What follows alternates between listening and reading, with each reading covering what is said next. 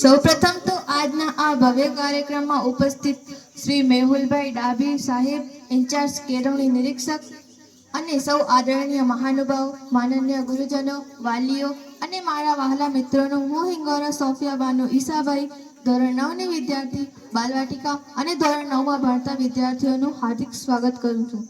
દીકરી મારી લાડકવાઈ ભણશે રૂઢી પેર, દીકરી મારી લાડકવાઈ ભણશે રૂઢી પેર, ઉગારવા બે કુટુંબને ઉપાય છે આ શહેર.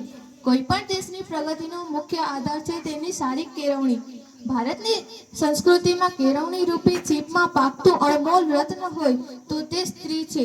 સમાજનો રૂઢિચુસ્ત વર્ગ તો એમ જ માને છે કે સ્ત્રીની બુદ્ધિ એ પગના પાનીએ, પણ એમને ક્યાં ખબર છે કે દિલ્હીના તખ્ત પર 16 વર્ષ સુધી સોનેરી કિરણો પાથરનાર કોઈ મર્દ નહીં પણ એક નારી હતી. તેના પાયામાં કામ કરનાર હોય તો કેળવણી રૂપી પારસ માણ હતો. સ્ત્રીઓના ઉદ્ધાર માટે આજે સ્ત્રી કેળવણી મહત્વની છે.